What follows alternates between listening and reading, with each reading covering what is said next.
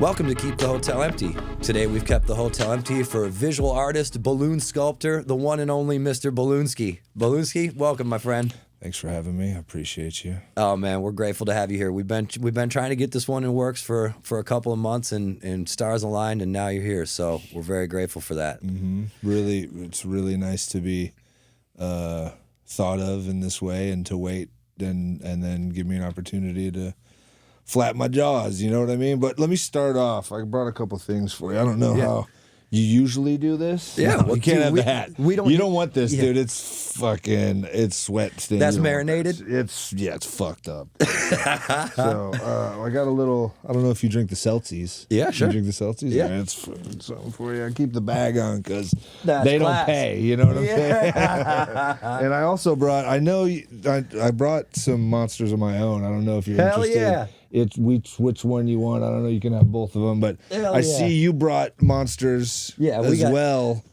because I told you on my quote unquote rider I wanted monsters and what else was it? A hairless cat and a jet ski. Yeah, and this is honestly all I could really. That's all I wanted. So well, good. I appreciate you even brought it. I forgot about that, and then you came. We made good at least 33 1/3%. Dude, it worked out great. Cheers. Hell yeah. Thank you, sir. Yes, sir. Thank you. Appreciate it. So, balloon sculpting is a something that I got some more stuff for you too. Sorry. Oh, we'll keep working on it. Yeah. We'll get there. I know that balloon sculpting is something that, people probably got the thing in their head. They picture the guy at the restaurant that ties up a little dog and you get $1 and there you go. Yeah. But I know your journey in creativity started way before that and kind of made its way into that. Mm-hmm. So if you can, what we'd like to do is press rewind. If you could press rewind for me a little bit, where creativity comes into your life and you start finding that this is something that you can make the ideas in your head become a real thing. I think it started with skateboarding, and really the idea of not giving up. And around the same time, I was a young teen at that time, but I started like writing raps with my friends. We'd just be like, smoking shitty weed blunts and freestyling over, the Dead President's beat 1,000 times over and over again, and any other instrumental we can get our hands on. Nice. So I guess that's where it kind of started in creating. And then a few years later, I started a band with some homies. Well, we started a band called the In Crowd. It's like a Florida punk rock. I call it flunk rock. Nice. And it just really was a way to get it out. It happened, like, we started it like right after 9/11, actually. And I think it was just a fucking fuck this kind of, everything's weird. Let's just go for it. And right.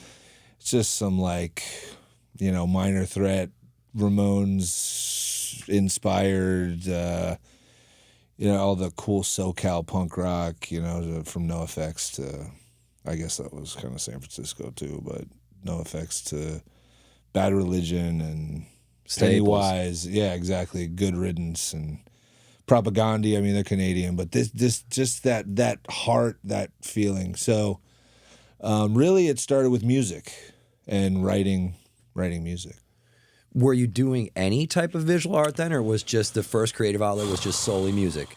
I mean, I was tagging stuff with, I was like marker tagging stuff, but that was, again, part of the skate thing. You just kind of, I didn't even think about it at the time, honestly. But visual art personally didn't come until, well, I mean, we made some like album covers. I did some like digital stuff, and I always played with Photoshop, and I always like taught myself, if you remember Flash from back in the day, I taught myself how to do that, and those kinds of things. I always kind of like had a knack to figure that out. Where do you think that comes from? I don't know. Maybe, like, we grew up digital. a bit, or at the beginning of the digital thing, right? Right. So like we're not like iPad kids, right? But we definitely taught our parents how to use computers. Right. So I felt like, I feel like that was kind of something that I leaned into, or that I embraced a bit, that I was able to like kind of teach myself some of these things. I had the passion or the desire to like make some stuff, and I figured out how to make them. Yes. You know how that goes. It's Yes. like you just teach yourself how. It's like YouTube University takes. Except there was no YouTube University. It was like books and shit back then. You're right. Flash for Dummies or like Photoshop for Dummies. You learn a little bit and then you just go off because you touch every button and you're like, oh, this does this, and it was kind of like so basic back then compared to what it is now. Right. You could kind of work your way around it. Yeah, that's what I was just gonna say. Like, I feel like that way too. Like back in the day, you used to be able to fumble around in the dark with a little bit more fun and outcome. Yeah, I was a little more forgiving. Yeah. But now it's like very like, what would be the word? I don't want to say tedious, but you can get so detailed on anything you want and layers of stuff, when before it was just way more basic. But I kind of, I guess that would be one of my first visuals is working with Photoshop. Actually, I worked as a computer programmer for a little bit, and we all realized that I wasn't really a computer programmer. They put me in like the visual like ad space, I guess. Yeah. And I started using my Flash, my like minor Flash knowledge to create banners and make little, commercial Flash pieces for like edges of websites and that kind of shit. Yeah, I kind of haven't thought about that in a long time. Dude. Yeah, that's crazy. I guess that's where my visual shit might have came to fruition at the start, but it's not. I mean, it's not that now. Although I still do fuck with Photoshop a lot, and now I'm into like the 3D rendering and trying to make that shit. And fuck, it's gotten so much harder, dude. I was gonna say that's a whole. That's where you get to. Mm-hmm. Okay, so in the beginning, you're just plunking around, being able to do some Flash and some, meeting the needs of what was needed at the time. Like you said, ads on the side of websites, shit like that. Yeah, people found me a space in their company, and I was like, I could do that, I guess. And like, then I got fired for being late, fucking 5 minutes every single day. So you know how that shit goes. Yeah, well, that's the dichotomy between being actually creative and trying to harness that into some sort of box. Yeah, it's a pain in the ass, but I'm thankful for it. Every time I got fired, I'm thankful for it. Created this dumbass I am today, I guess. I don't know how to put it. So when you start cutting your teeth a little bit and making some visual art, and you get the blessing of being fired from this gig, where does it take you from there? Where do you start to go from there? Are you still making music at that point? Well, yeah, I was making music all through that, but once I got fired from that job, I think I was just hustling. I think I was just hustling, dude. For a while, I went through some personal stuff, some physical, personal stuff that really took me out for a while. I know that life. I got kind of caught up in thinking about my own mortality for a long time, and really had a hard time coming out of that hole for a while. Yeah. So I just had to do what I had to do to survive for a bit. And had the band throughout that, and kind of found my way through the dark for a number of years. And then I'm playing music all through this, but it kind of took a back seat because I was in a bad place for a while, and it's hard to spread yourself into something creative when you got to worry about. Oh, dude, I mean that was the craziest time of my life from the people around me. I was with a girl that was wild, and that kept it all just balling into this huge snowball effect of fucking shit. Right. That, when I look back, I'm like, God, what a fucking idiot, man. Right. Like, why did I do that? I'm not that person, I'm not. No, I mean, I am. I'm grateful to go through these things, but. Yeah. Yeah, that's a hella relatable thing. You know, we all do shit sometimes for way longer than we're supposed to. Look back, like, what was I doing? Yeah, it was crazy. I got lucky after that. Like, I found balloons, kind of stumbled into balloons when I was about 28. And, you know, man, it took, and I never looked back. It's really like, it started off as like a supplemental thing, or I was looking to fill a void in my pockets. Mm-hmm. And I've quickly realized that, like, it spoke to me in a way, or it fit this piece, this puzzle piece or something. And I just took off with it, man, and super grateful for, you know, the time prior where I was able to kind of get out all the shit I needed to get out. And then I had the time and the energy and the space to fall into this new thing that I never would have thought would have been a thing. I mean, even when I say it now, I'm a balloon artist, a traveling professional balloon artist. It seems like you made that up. Dude, it's like a weird fever dream that I don't know if it's real or not. And like, it's, you know, I did kind of make it. I mean, I didn't, you know, there's been people that have been making balloons for years, but in my life, I never touched really a balloon like that beforehand. So it just kind of organically happened, man. So yeah, so crazy. what was the impetus of this? Did you see like a big balloon sculpture? Did you, I mean, how does one, it's unexpected even amongst unexpected things. How does one stumble onto that? Craigslist. Yeah? Yeah. I was looking at, at the very, very start of it, before I knew anything, I was looking for a gig like it was before Uber. And I was like, oh, I could drive people to the airport, you know, in those like vans. Remember, it was like $60 a person to get there and back. I was like, I could do that. You know, put enough money together, we get a van or whatever it takes. Yeah. And I was looking on Craigslist for that kind of stuff, and somebody said they had an entertainment position available, and it wouldn't say what it was. Right. So I met this guy at an Applebee's, and it turned out to be balloons. And he was like, I made a bunch of money. I bought this crazy car off of balloons, which turns out, like, I don't believe it. To this day, I think he was just bullshitting me. Hell of a sales pitch. Yeah, because he was working with this company around South Florida that basically hires people to go into restaurants and twist for balloons. Right. But you twist for tips. You don't get paid the restaurant. There's a restaurant share. But he makes some of the restaurant share, and the business makes the restaurant share, but you twist for tips. Right.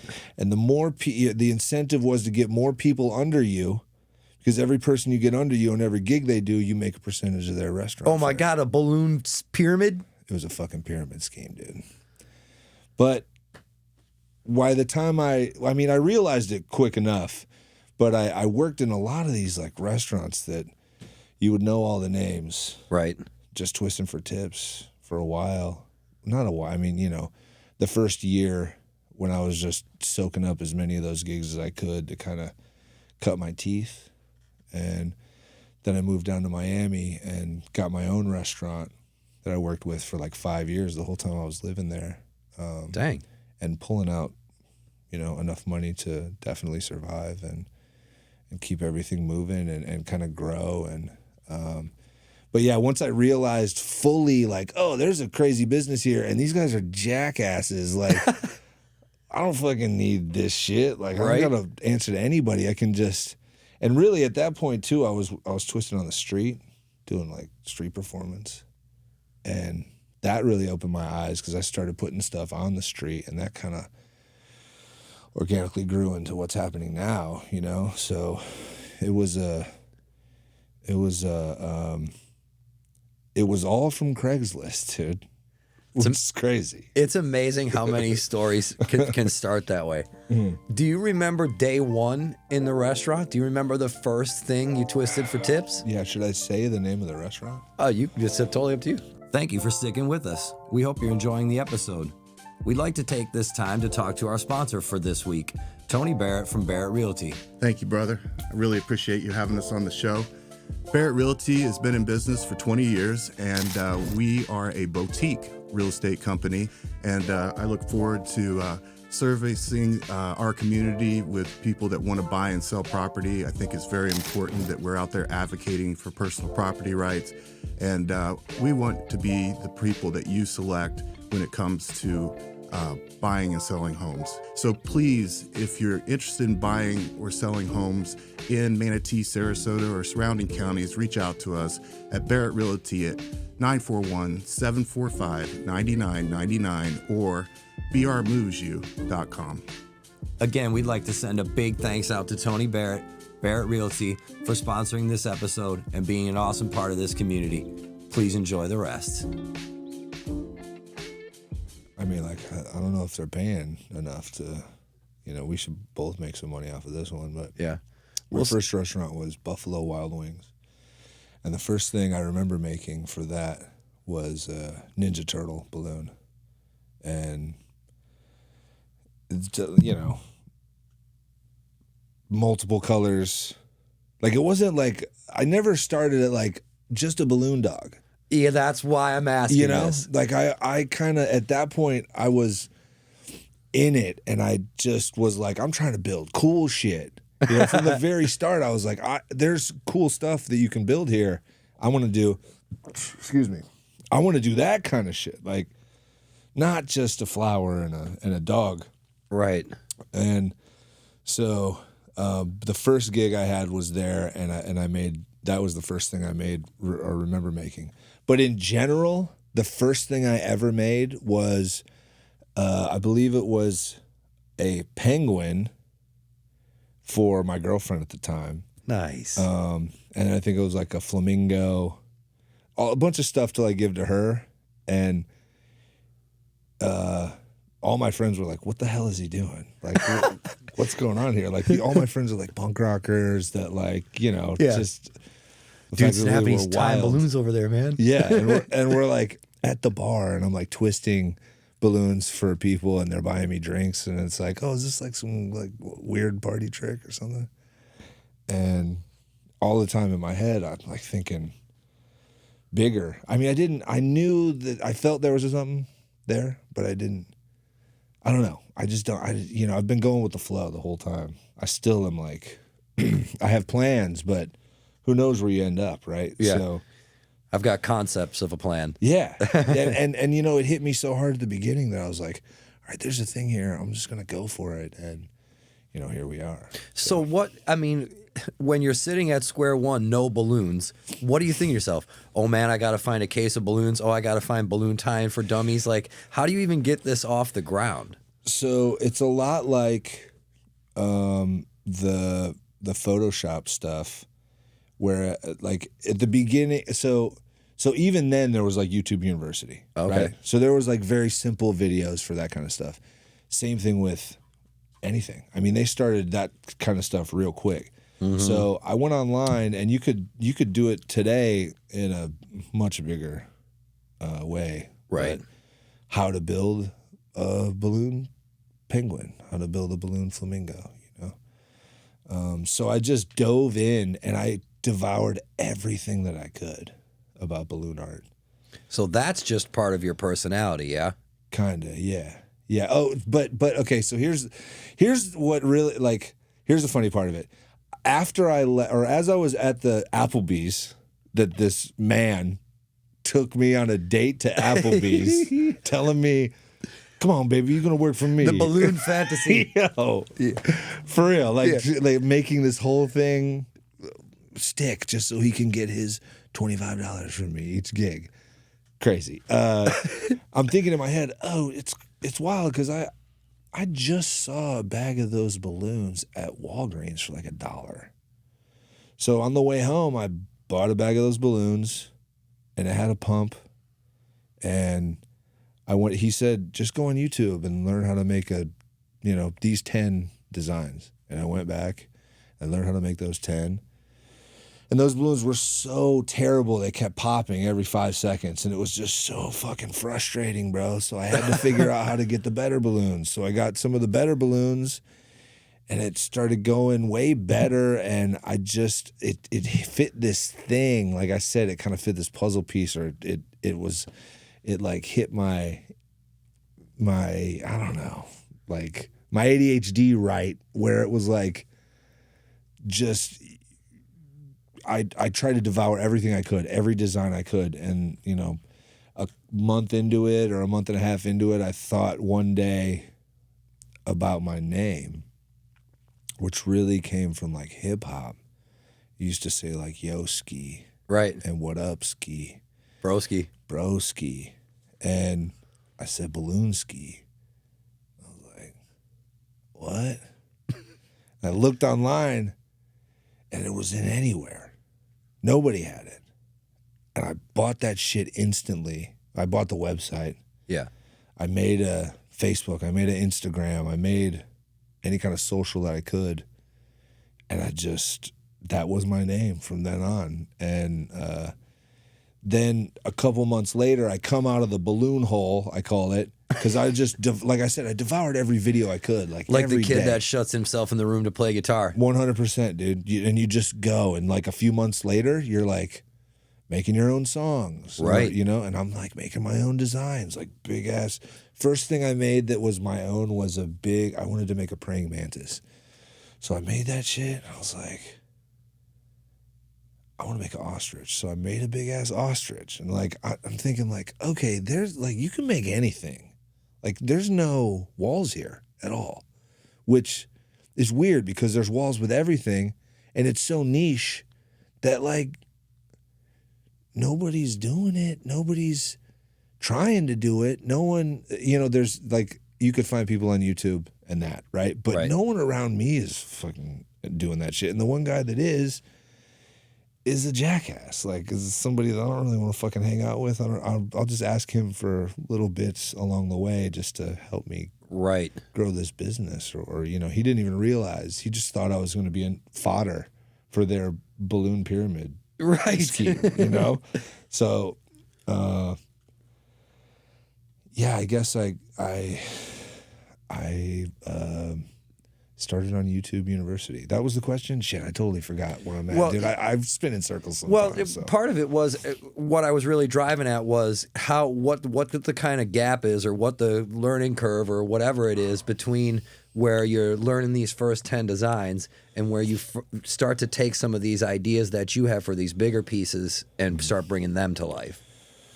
It happened quick. Like I said, like I want to make this, I want to make that. And I did. And then soon after that, I moved to Miami, and that's really a big reason why I had to kind of like supplement, because I couldn't really hustle there, and because I don't have the group that I have here.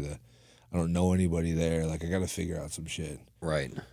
So when I went out there and I started doing street performance, that's really when it started to click more on like, okay, this is art. And this is something that could literally change someone's perspective, mood, and visual in an instant by just turning the corner and seeing a guy in a fucking gator head balloon making a balloon dog, or like, you know, one of the first things that I like street art things I did was like make a TV head, and I put it on a parking meter. And that to me was like profound. I was like, this is super cool, dude. You know, this like, is Statement City right here, bro. Can you see it? Yeah. And I put like all the obey shit on, or not obey, but all the they live, you know, consume, fucking obey, like procreate, like all that shit on the screen, kind of. So there was like, I was like, damn, there's like cool shit. And then I even got into like, you know, I make these heads or whatever, and I would just take the gator head and I'd put it on something else, or like another parking meter, or like some sort of sign, or like on a thing, on a fire hydrant or something, where they're like, what the hell is it? It's like, what the hell is that, you know? Actually, rewind just an extra second. The first time that I went out and to do street performance, I didn't have any permit, because a lot of them now you have to have some sort of permit just so they know you're like not a crazy homeless person. You're that's right. fucking Busking for smack or whatever. Exactly, yeah. And you know, and it was in Miami Beach on Lincoln Road, so you gotta like have your shit together a little bit, right? I was gonna say you're on the border. Totally. You gotta like figure out they don't want you just nobody to be there. Or Right. just random people. So I remember making this giant elephant head. It was so big, bro. Big. And the trunk went all the way down to my knees. Pause. And the ears were like way out here, and it was just this huge, like life size. I mean, I guess if it was life size, it would be like a baby elephant head, right? But it was fucking gigantic. I remember wearing that shit down Lincoln Road, and I got so many mixed reactions that it made me want to do it more. I mean, I remember one guy was like, "You fucking freak," like talking shit. And I was like, it made me smile so big. Like there were people be like, can I take a picture? You had all these like positive reactions. And then one guy like couldn't handle it.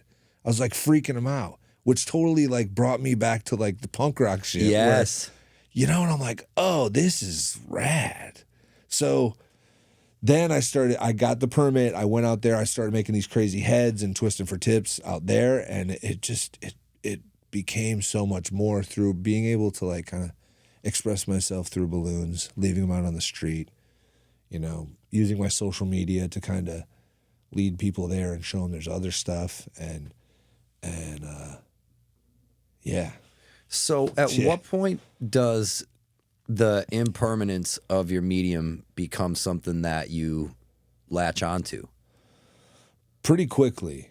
Because, they're balloons, right? So you have to know from the very beginning. Even back then, I always thought this is like the Buddhist mentality of the mandala with the sand. Yep. They make it. It takes them a week to make it, a team, and then they instantly wipe it away and do it all over again. Right. Right? So I thought that really helped me. I was like, oh, okay, so like I'm going to put everything I have into this and I have to let it go. Yeah, what's that like? Because we're used to talking to a lot of artists who their end product is a record, a painting, a book, something that you're making deliberately knowing it's going to be around when you're not. Yeah. What's it like for you when you know that so much of this art you made falls into that category of you by necessity had to let it go? You know, I think it really helped charge me. Because in those between moments, you realize that some people want to destroy it. Some people want to keep it forever. Some people want to know how you made it. There's all kinds of different ways that people can enjoy this. Ah. And so at the point that I finish and I hand it to someone else or leave it on the street, it's not mine anymore. Even though my name's on it, I'm trying to like build this thing or whatever. I give it to the world and say, do what you want. And it's been really freeing because, and I feel like I was lucky to realize this early on because I've just been kind of like not really worried about that the whole time. You know? And that's a big roadblock for a lot of artists. Huge, bro. Like when I was playing music, I just want to put something down that someone's going to want to listen to later. But you can't really do that shit here, right? So it's kind of a mind fuck. That's what I'm saying. So how? But that's the cool part of it is like, you know, I spent all day or I spent whatever putting this in, and now like it's gone. I don't even have it anymore. It's almost like it's like a relief. Because, like, I put all this into there, and now it's fucking, all right, what's next, you know? I was going to say, it automatically clears the slate for what's next. Kinda, yeah. So when do you start to take this skill you're developing way beyond a dog and a flower and start to take it off the street and into more events, corporate partnerships, things like that? Well, when I was doing street performance, The first time I realized what Art Basel was. Oh. You know what that is? Yeah. So living in Miami, there's this international art festival, just for the people that don't know. Yeah. It's an international art festival that everybody comes from around the world to this thing in Miami. And there's a spot in town. So the main part is on the beach. Big money. All kinds of fancy people with fancy cars and fancy suits and shit, and everybody wants to be seen there and shit. That's cool. Like, I understand that's the art world, which is a whole thing. It is a whole thing. Right. So there's a spot in town that's called Wynwood. Right. Yep. Which is like more graffiti and like street urban kind of, it was almost like a battle. People are spraying over each other because they think their piece is better. People were getting knocked out because the other dude that you capped the other guy. And like, I was just like, this is so like, this is what they were talking about. I've heard about all this stuff growing up in, like I said, growing up skateboarding and stuff, I was really into hip hop. And you hear everybody that, there's the multidisciplinary areas of hip hop. For sure. And graffiti's one of them. And it was crazy to see it manifest in a city area where you could kind of see all of it right there. And I fell in love with it. So I thought, why not use balloons to do the same thing? So the first thing I ever put out at an Art Basel, I think it was 2012 or 2013, I made a big mannequin, big hands that were holding like the wood tees, and a big like simple mannequin, giant round head and balloons from the wooden tees down to each piece. And it looked, it was really like a mannequin. I tried to make it as realistic to that form as possible. Right. And so I put it on the side of this building it was like, so Art Basel back then was like one weekend, Friday, Saturday, Sunday. There was like a warm-up day on Thursday. But really, I put it out on a Wednesday thinking like, I'll try to have it last. And you were commissioned to do this, or this was guerrilla? This was guerrilla. This was all, I don't know what the fuck I'm doing. I was like, I'm just going to do this because I think it's fucking cool, right? Yeah, okay. So I hang it up on this wall, and it's on Wednesday. And I didn't realize it at the time, but Wednesday's the day all the super famous people go out. It's like the pre day. So I put this mannequin up on the side of a wall on the main street. I think it was on 2nd, kind of by Panther Coffee, if you know the area. It's like, it was kind of like a hub, this coffee shop in the middle that's now it's all like glass windows and fucking companies. Back then it was warehouses, a bar here, it was like Wood here, Gramps and Panther Coffee, a couple other little spots, but nothing like it is now. So I just kind of like put it up on a building on one of the main streets.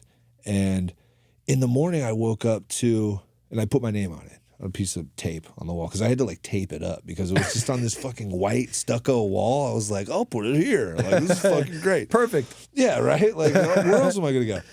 So I woke up in the morning and David Arquette posted it on his page because he loves marionettes apparently. And he had come out of this one art show on the pre day where all like the famous people are walking around. And he saw it and saw my name, took a picture with it, a couple pictures, posted it on his Twitter. And I was like, oh shit. Like that was it. Dude, I remember putting this up. I was so scared. Were you by yourself? Yeah.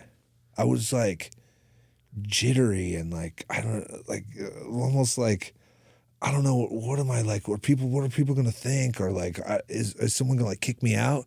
At that point, no one was really doing this shit, right? So I'm like, damn, if the wrong person sees me, maybe they're going to be like, get the fuck out of here, get off my building, or, or the cops, or. The whole thing could go bust. Totally. I mean, that's the thing about balloons is like it no pun intended. Pun intended all day long.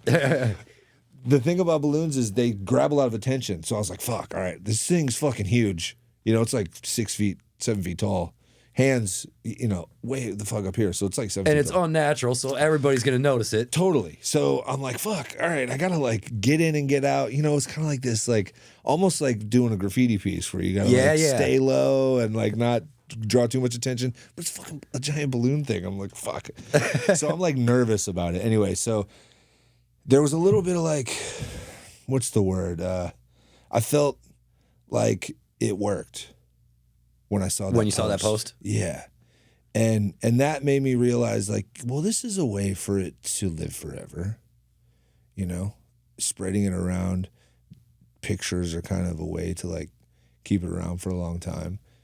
And people care about it. And people I didn't even realize. Like, I just did that. I thought that was cool. And like this famous dude like posted it, like, damn, that's some shit. And So I've just been kind of fumbling into that kind of shit this whole time. I was going to say, so you're repeatedly getting signs that what you're doing is eliciting a reaction in people, whether or not it's getting barked at for the alligator head or David Arquette posting the marionette. It must be being pretty obvious to you pretty quick that people are resonating with your stuff. Yeah, and there's a reaction, whether good or bad, like with being called a freak or getting posted on some cool shit. It's like, wow, man, there is a thing here. So it just fueled the idea, and I kept going. And the first thing I did with like a big company where you're talking about, doing, I guess this I guess it would fall into not really corporate stuff, but a bigger company looking to use it. There's this record label, what was it called? Circo Loco, which is an EDM group, like label or Conglomerate. whatever. Yeah, that has crazy DJs all over the world.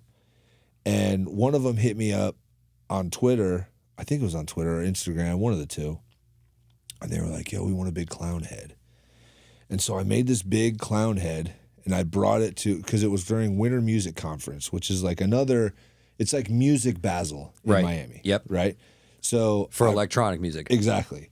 So, and they were having a party at the Fontainebleau, or I can't remember exactly, some fancy fucking pool hotel shit that was going on there.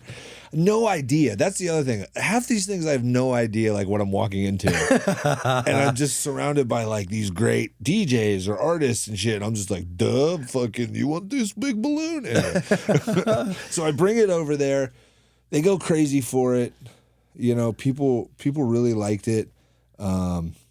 Live in the event, and that's really what, that's another stepping stone where I realized, oh shit, this is cool. Like for more than just some art stuff, this could be used for festivals or, different DJs doing crazy big pool parties, because that's what it was, right? Or events, and more than just a kid's birthday party.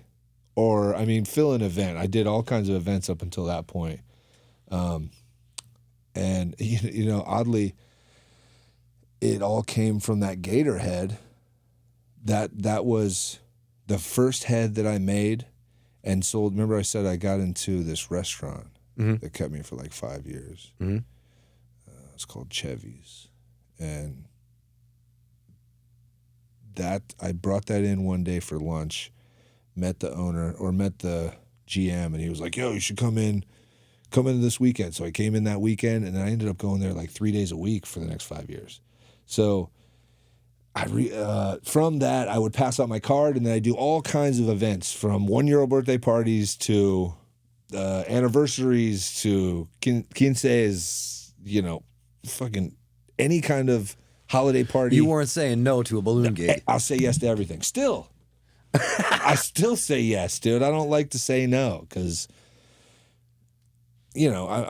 some would think I'm at a point where I could, but I don't like, I'll fucking do everything. I'll do anything, man. I'm not that special of a person. I just want to fucking create, it just does this thing for me. That's what I was just going to say, because the fuel for you, the reward for you is being able to have another chance to make something. Yeah. Yeah. Do you have something like that you? Yeah, long story short with me is I'm visually impaired. I grew up all around musicians. Music is my thing for sure, which is why I love to talk to other creative people, because I see the parallels so much in it. You know what I mean? It's all, and that's why I ask you, and I want to start to kind of get to the point where I like to say humans' magic trick is we make something out of nothing. We have these ideas and then we can make a thing. And you've made these, at this point, you've made the alligator head, which is pretty iconic for you, yeah? And you've made, you're starting to get on the radar of some things. But at what point do you, here's pun intended, blow up your ideas to this grand level that you see, some of them like the big gold chains you've done, or at what point do you realize, oh my God, I've got a whole nother step I can ratchet this up? Or did you always feel that way?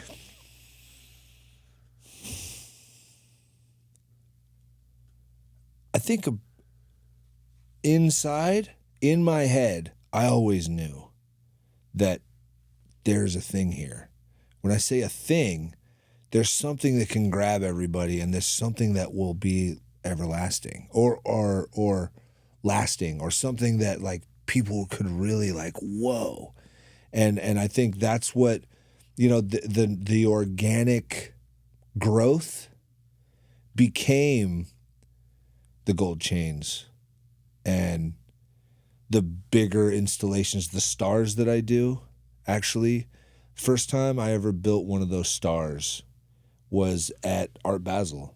I would go down there every year, and I would spend everything I had to get down to. So at some point in here, I moved to Los Angeles, and because I realized that there's opportunity there, and this balloon thing was so niche that, and like I'm a different kind of person that like I can get along with a lot of people, so it'll work. I think it'll work, right? So I would come back to Miami every year, and on this year I had nothing. After I got the shittiest rental car I could, came back to Basel, spent everything I could to get there, sleeping in that bitch, right? Or on like gallery floors, because I had like homies around here and there. You're right. So I'm twisting for tips to get my money back, and I realized like, oh, I got all these one balloons. I'm just gonna make, maybe this will be cool, like a big asterisk star. So I made a couple of those. I put them along this road, and a couple months later, now, like these are homies of mine now. This guy hit me up from a brand new festival called Illfest, and he said, I want you to do some festival stuff. And I hadn't done any of that yet, but I thought, damn, these stars that I made were huge. I'd love to like make a bunch of those and put them around. And so I ended up going to this festival and taking this design that I created busking. It had like nothing, just out of like, there was no preconceived nothing. I feel like this was like some ether shit talking to me, Well, it's funny you should say that. I'm going to mission drift just for a second. Yeah, please. I'm doing the same thing the whole time, so. Cool. Yeah. This is something that I like to ask anybody who fancies themselves creative in any way. Do you feel like you think of ideas, or you just get yourself in a place where they can come to you? It's a flow. And I can say that without any hesitation, because I was literally just talking to my homie about this yesterday. It's nothing that we have. It's something we tap into. Yeah, okay. That's the feeling I'm interested in. 100%. Like I know that there's a thing, but I don't feel it until it's given to me. Mm-hmm. And it's like writing a song. Like sometimes you'll rewrite a line, and then one time you'll go, oh, fuck. That's that shit. That's that riff. That's the one that fits. It resonates with your whole body. You get the goosebumps. God, I'm getting them right now. I was going to say amen to that, my friend. It's a real thing. Yes. I think I'm incredibly grateful to have that. I don't want to say to have that ability, because I think everyone has it. You just got to like be open for it and listen and feel and that. But for it to be bestowed upon me, I mean, it's the dream. So that that is something that just comes. It's not, I mean, you can have 1,000 plans, but when the feeling comes, it throws all that shit out the window. You go, fuck that. This is the one, you know? Right. So, yeah. 1,000 plans don't stand up to one feeling. No, that's great. I don't know what that is, but that's fucking real. Yeah. That's really real. And so I've been following that. I've been trying to follow that as much as I can. And the more that you can tap in or like just be available to tap in, I feel like the more you can achieve, or the more that will come around, the more that'll cohesively bond with your reality, I guess. I don't know. I'm not trying to get wordy with it. But what do you think knowing that and having experienced that has done for your creative process? It's interesting because, like, you know, you can plan, like you said, you can plan a bunch of shit, but once that shit hits, you go, oh, fuck. So, do you ever? It's destroyed and created. Yeah, okay, that's what I'm wondering. But I think mostly we're hoping for that. Once you realize that there is a thing there, I'm just trying to get to that, you know? Excuse me again. But I will say this. When you keep yourself open and don't get distracted along the way with life or you said everything the D word. else. Yeah. If you can stay open and be ready and know that chime, like that was, you know, the chains. Like doing the fence pieces.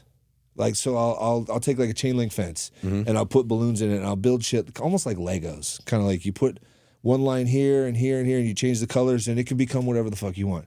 That was something that just happened that I was there for. It was the next, maybe that same year that I made the star. It was a big year for me, honestly. The same year I made the star, I was broke, twisting for tips. It was at nighttime. I had nothing. I just met this guy who was in a band.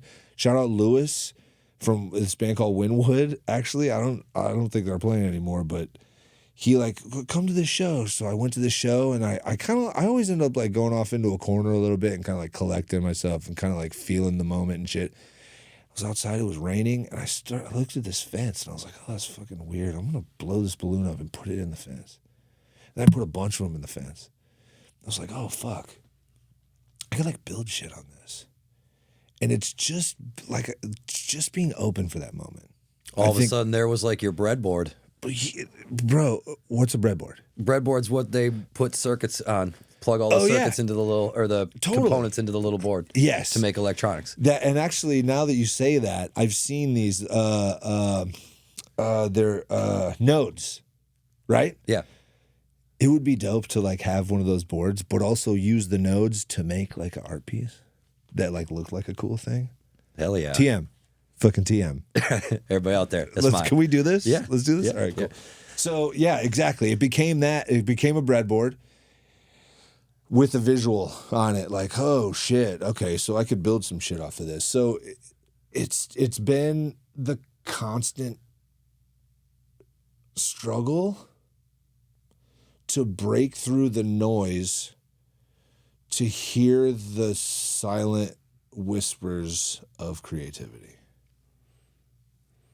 The people we were just interviewed with before you came in, we were talking about how noisy things have gotten and how hard it is to hear your, for want of a better way of putting it, hear your own thoughts enough to let them be. Yeah. You know? Yeah, that's hard. That's the hardest part. Especially with all the shit going on. Do you find that the medium that you've chosen kind of... Well, let me ask you this. What do you hope with the medium that you've chosen for people when they see it?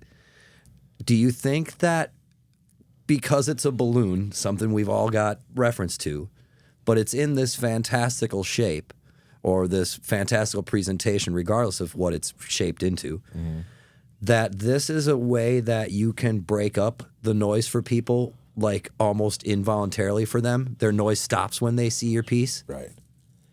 Yeah, that's the, you can change somebody's perspective or day when they see it. They're like, what the fuck? Or like, whoa. Or is that balloons? You know, it's just something that how many times have you been asked that? So many times, dude. So many times. And I actually make these other balloons that I like treat with a special like plastic mixture that encases them, and I call them forever balloons.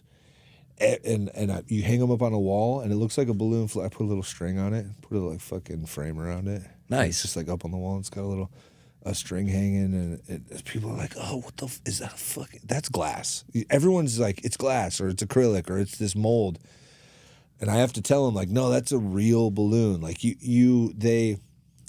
get a lot of that in those, but most people do realize, I guess, at this point that even like the fence pieces and that kind of stuff are balloons.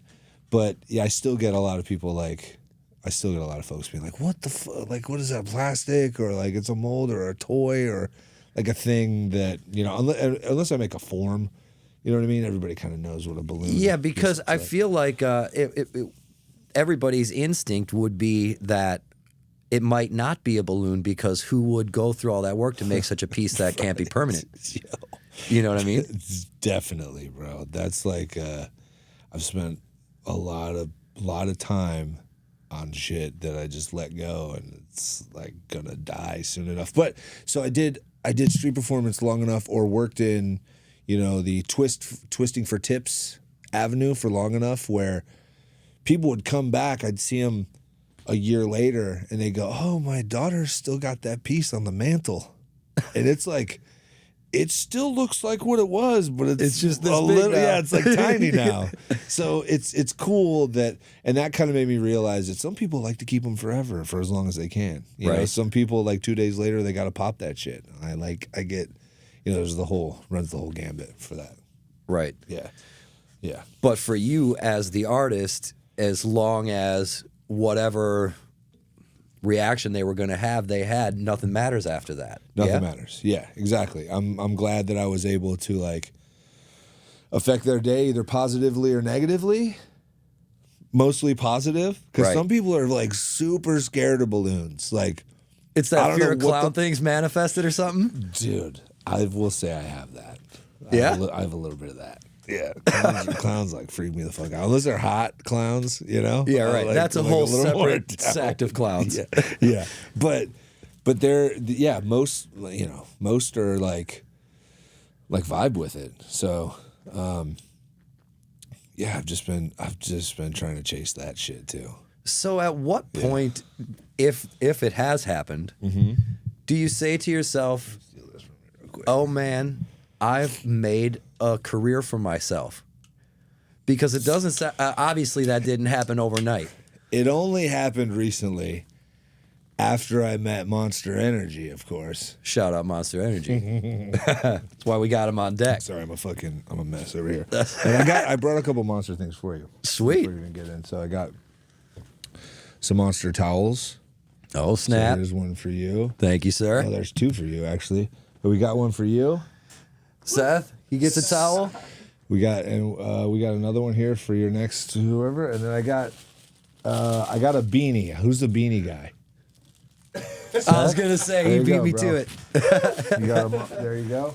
I got some other fucking stickers and shit. But so the here, let me just fang this right here real quick. See if I can. Oh shit! There you We're go. on it. Boom, dude.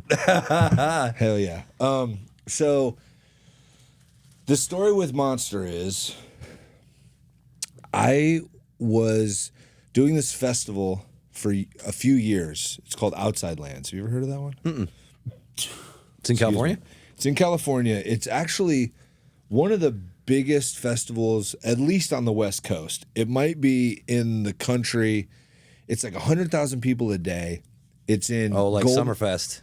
Summerfest, the big one in Milwaukee, where they do like 100K a day. Okay, so I've heard of that, but I haven't been to that one yet. Well, but you should go, dude. They'd love you. Let's go, dude. Okay. Off camera, we'll get you there. All right, cool. But so this is a huge one on the West Coast. They always have they're known for bringing in big names like a couple years before they really blow, and they have like big names on the main stage that have already, but a lot of the other artists are just bubbling, right? So it's a super cool festival, and if you ever have a chance, you should definitely check it out. If you're ever out there it's usually like October or August, let me know.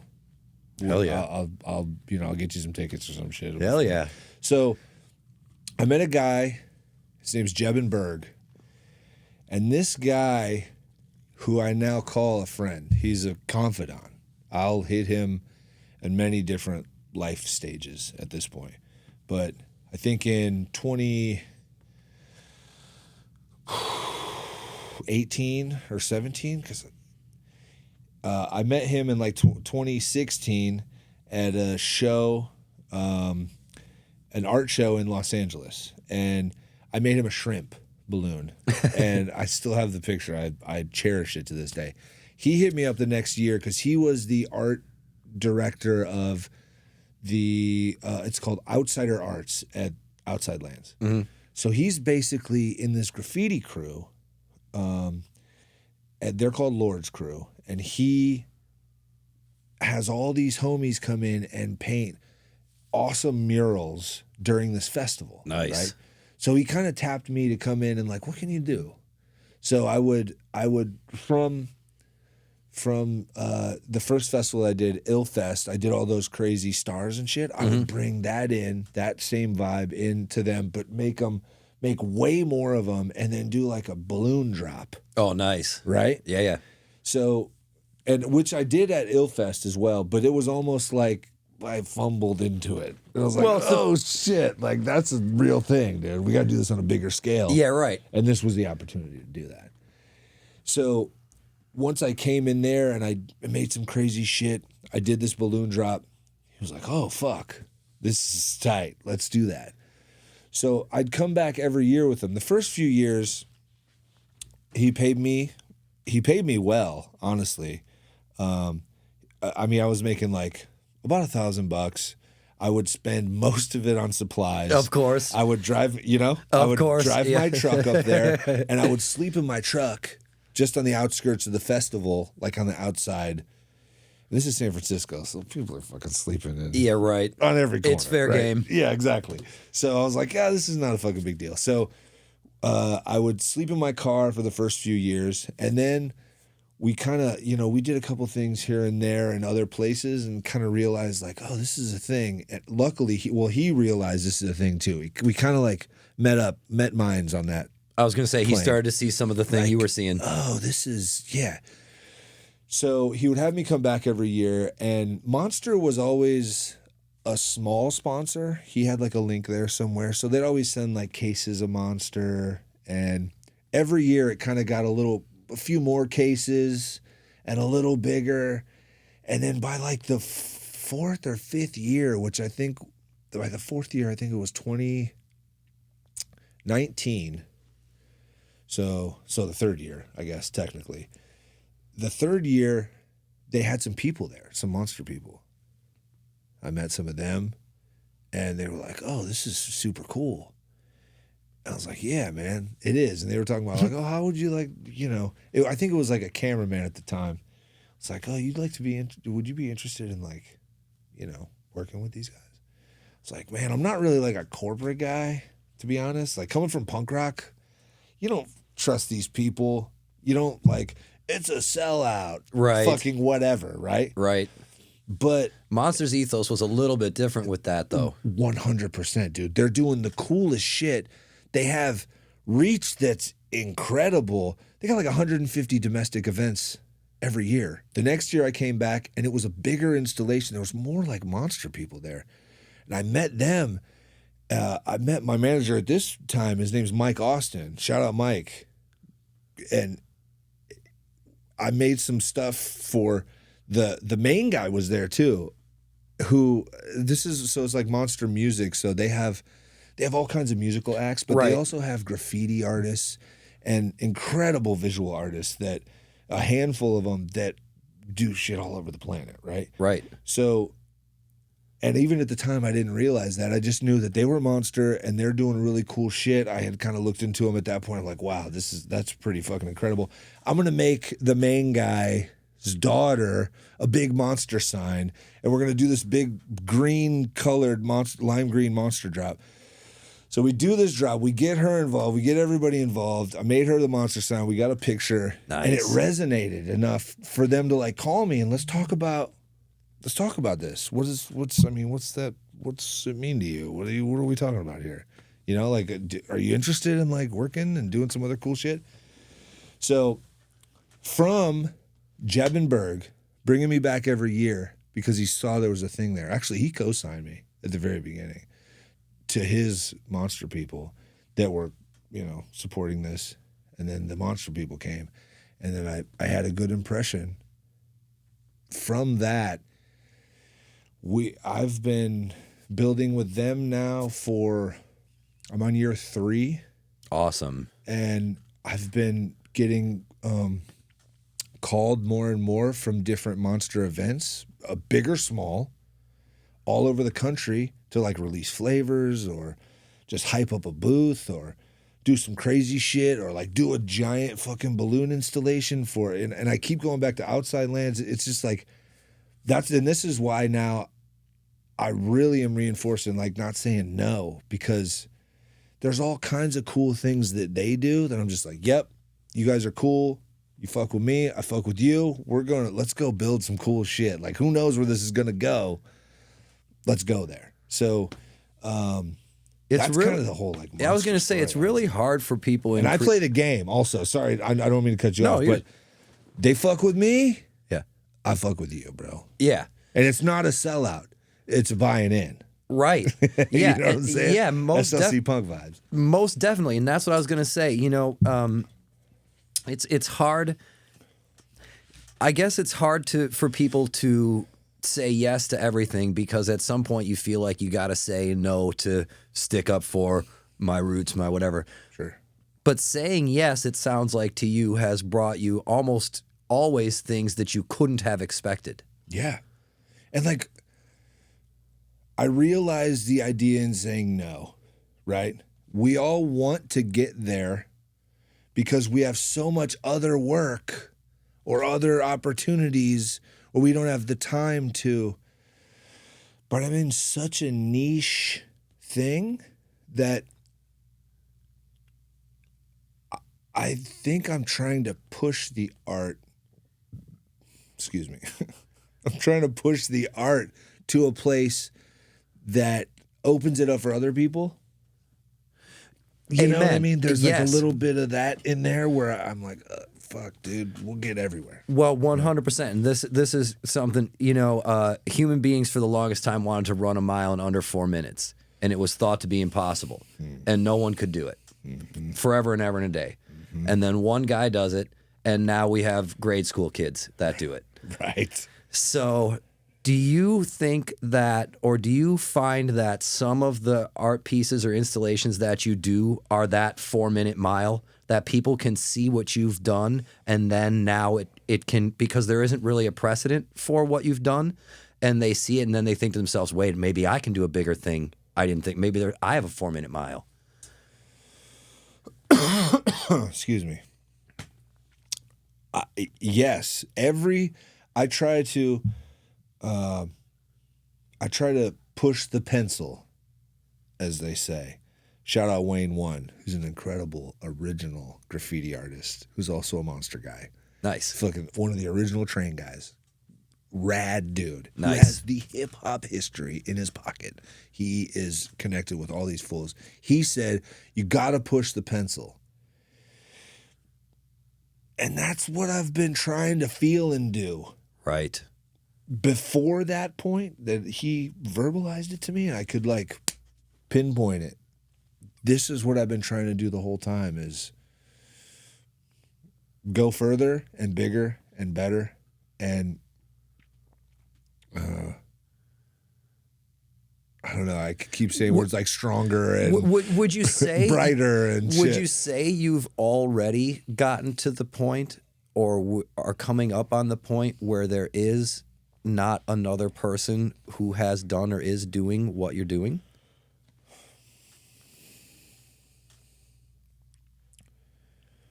Well, sheerly by virtue of the fact that you're not scared to push that pencil?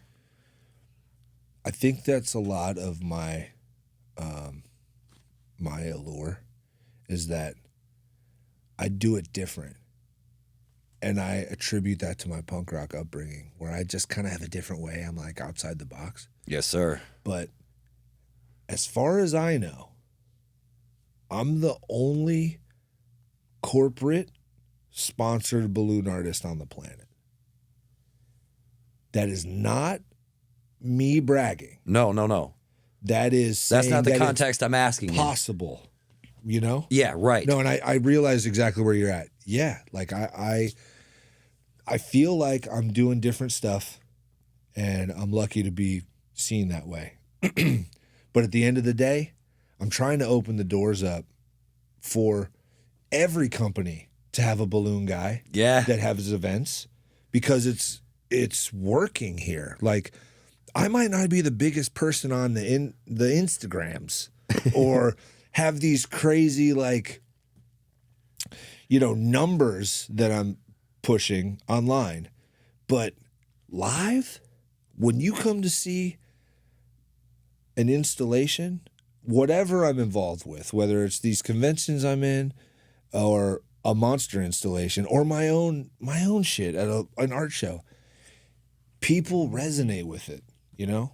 And I think that's the most important part of it. Yes, being able agreed. to show that, like, it's possible to all walks of life are interested in this. You just gotta, like, do it and not be scared to do it. I was gonna say, you just got to be open enough to let that reality sink in. Sure. Because it's one of those things that, yeah, it's niche, but what it really is just off everyone's radar, even though we all know balloons. And then you see it, and then instantly you're back. Oh shit, yo, that dude, that's been like kind of the cornerstone of my career. That's got to be amazingly rewarding.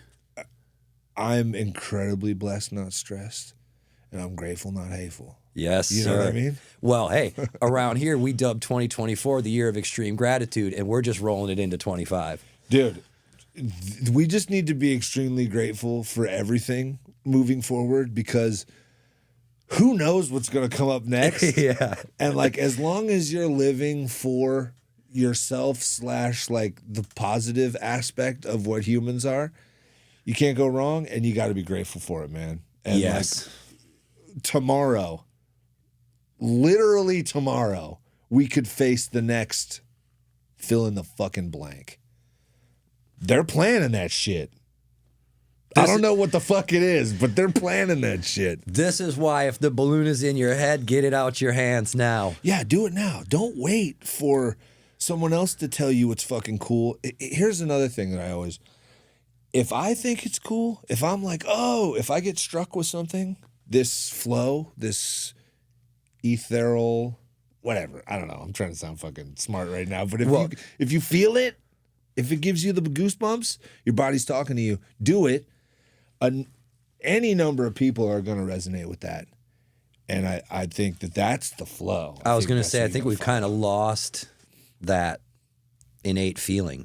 But I'm with you there 1,000%. I mean, have you lost it? You're just saying in general. Because you play music. Like, that's a big part of what we do. Right. You know, is creating and feeling that, oh God, like that's well, Frisian is goosebumps. That's one of those things that, just as an aside, I'm really fixated on. Being a visually impaired and having spent a lot of time in the audio world, I'm used to relying on that goosebumps. When the Frisian happens, I know I'm onto something. So here's Frisian. Yeah, that's like the scientific name for it or whatever. Oh shit. But here's my anecdotal story for you that maybe relates to you and your experience in presenting things in person versus online. I came up in recording studios back in the day. I straddled the period where Pro Tools and Auto-Tune came into the show. And now there's so many Auto-Tune vocals, and it's not just T-Pain. It's people who can sing. They just make it perfect with Auto-Tune, right? I've got a theory that we've been listening to each other speak for all of eternity. We're tuned, our ears are literally tuned to hear the frequencies our voices lie in and where babies cry in. And we don't know any sound any better than one another speaking.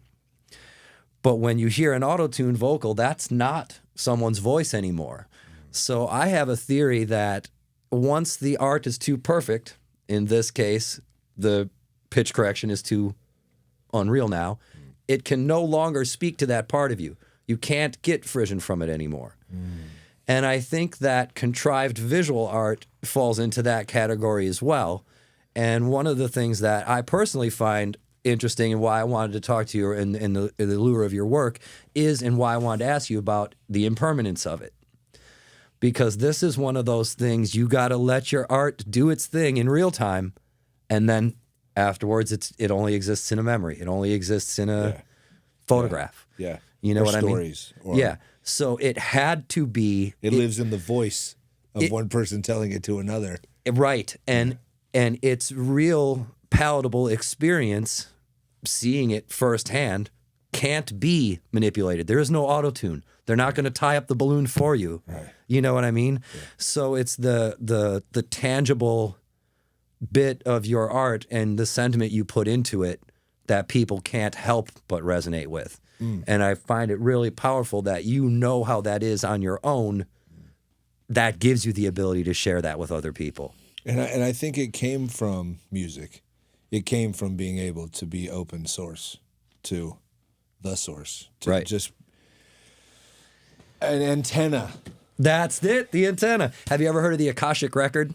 Yeah, of course. Okay, yeah. That's my big horse in the race. That we are just antennas, and I don't believe consciousness is local. But we're gonna spill out into a whole different conversation. No, there. it's. Well, I mean, we're talking about the 101st monkey, right? Right. Yep. So, like, I mean, I think that's what I'm striving for.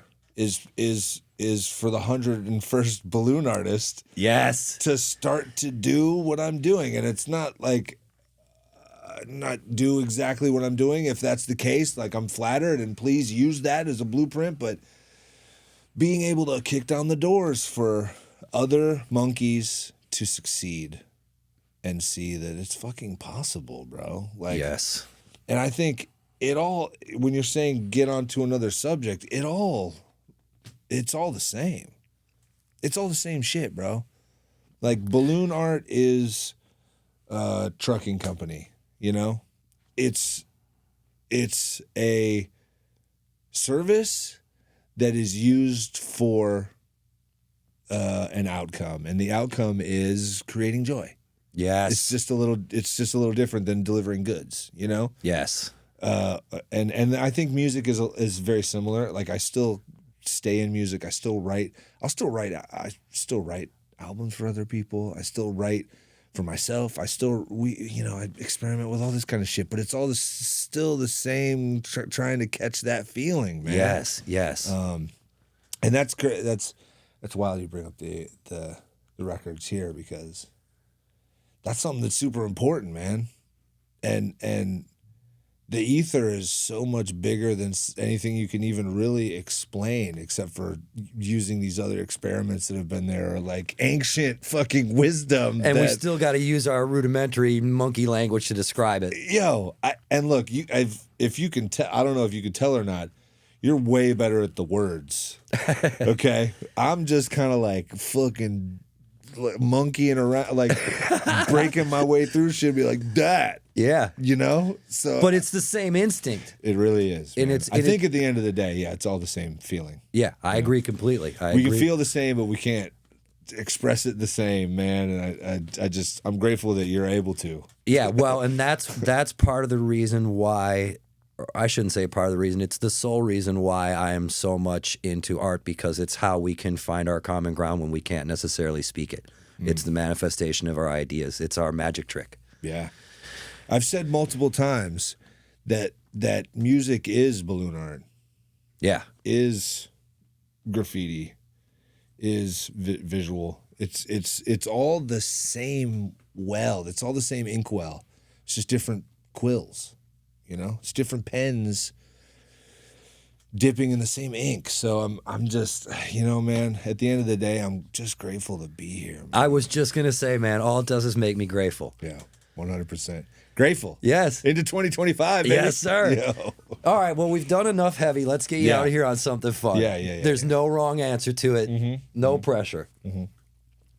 If you could create one piece for one event, your dream piece, dream event, what is it? What's your Mount Rushmore piece right now? What I've really wanted to do for a long time is cover the side of a tall, like, apartment building. We'll call it a tombstone. That's a phrase in the Graph world. graph world, that it's just a big rectangle, right? And I want to cover this whole side of this building with balloons and, like, the fence kind of way, right? Or the I'm fucking this up. The breadboard analogy. Exactly, the breadboard analogy, to make it look like a Pac-Man board. So I've always wanted to do that for, like, years. I've talked like to a a few people. full-scale Pac-Man. Just fucking 8-10 stories of a Pac-Man board. But, you know, that's a whole thing, and I do a lot of shit. I'm not saying it can't be done. It totally can be. But this is a big undertaking. I think that would be awesome. Also, covering the Hollywood sign with balloons, I think that would be super cool. Oh my God, Just to, that like, would be awesome. Or just, like, put, like, the stars that you've seen, the stars that I do, like, Yeah. they're kind of like the big asterisks, making them look furry. I think that would be kind of cool, because at that, you know, you back up and you see these fucking things moving. It looks like almost like a carpet. I think that would be kind of fucking cool. Also, I've been thinking about doing, like, UFO art, where you, like, helium some balloons, put some lights in the fucking balloons, like, let them fly up. And, Now's like, the make perfect it look time. like, exactly, right? So there's a couple things, but I think the main giant fucking piece would be that Pac-Man board. That's That the would be first thing I awesome. thought of, at least, just because I'm kind of like, you know, the retro, the nostalgia is, like, palpable. Absolutely. Yeah. On a side note, we got to introduce you to Guac if you don't know Guac. I love guacamole. Well, you might like Guac's art. Yeah? Yeah. He's a local graph guy? That's kind of how he started. He makes nostalgic things for people who are 100 feet tall. So he makes, like, giant Nintendo Zapper guns. GWAK. Yeah. Yeah, bro. He just had a show at Win 317. Yeah. That's the homies. Oh, no way. Yeah, like, unfortunately, I was stuck up in my own fucking Basel world this time. I was doing museum of graffiti. I wasn't able to go through there, and I really am kicking myself in the ass that I wasn't able to, because I saw the giant pop, or the giant blow pops. Yes. We normally have one on set. I just forgot Tony it today. Hawk skateboard. Yes. Bro, man, I fuck with him heavy, and I got homies. Jairo Vega is another one who wanted to introduce me to him. He's a fucking graph dude from Bradenton who you should get in here. Honestly. Would love to. Like, Would love to. I'd love to link him and Well, we'll do linking that to do. Afterwards. Yeah. Yeah, and then my homie Eric Ramos, who's a guy who collects skateboards, knows him through the internet, and was like, "Yo, you got to check out this dude. He's down there." He's awesome. I've heard that he's incredible. I've seen his work online. I haven't seen it in person though, and that's a big fuck up, honestly. Like, I feel like you fucking two could brainstorm something incredible. bro. I'm When you were talking about there. making the big scale things, that's Yeah. his wheelhouse. yo, and I love fucking with, like, perspective Yes. and, like, different. Like, miniatures are so cool, and then, like, oversized is so cool. Like, So funny you should say that, fucking- because he was like, I'm going to get into a micro thing. bro, he should. I mean, especially. I mean, it only makes sense. You're fucking with the size of stuff. He's got to talk to Danny Cortez, who's a New York guy who makes miniatures of realistic, like, side corners and walls, and, you know, he, like, brings this whole world into a fucking tiny piece, and That's so cool. it's fucking incredible, man. And then fuck, there's, like, fuck, I'm forgetting his name right now, and that's so fucked up, dude. Well, that's all right. Damn. You can tell me and we'll put it in the all description. right, we're gonna put it right here. Yep. No. Perfect. Fuck. But he's another miniature artist that makes stuff with 3D printers. Yeah. And then like cuts out tiny like stickers, puts it on the thing, makes it look like a Guadalupe Oh, nice. candle. Yeah. And fuck, man, I'm really fucking it up, bro. I love you, dude. Link in the description. Link in the description. Fuck. All right. Yeah. Well, but yeah, Guac is tight. Yeah. I am familiar, but I don't know him yet, and I can't wait. I was going to say, man, I think we got to get K the family, combine your universes, and see what you two could launch, man. 100%. Well, Balloonski, I can't thank you enough for coming down. I know this has been a minute in the making, and I'm really gratitude that you made it here. And whenever you got anything coming up, whenever you're in the area, you're K the family now. You got a home here. We'd always love to hear from you, man. Cool, man. I'd love to be a part of anything in the future. Yes. And I just want to say, I thought that Keep the Hotel Empty was like some punk rock shit where you like destroy all the shit in the hotel. That's my party former night. life. Okay, fair enough. All right. Yo. Now I'm keeping the hotel nice. Yeah. Nah. Well, because you're in nicer hotels. Yes, there we go. Go. Isn't that the bullshit? Yeah. Yeah, it's way funner when you could throw the window out the fucking. Well, Dude, throw the TV out the window. Anyway. cheers again. Cheers, mate. Thank you, brother. Appreciate you, bro.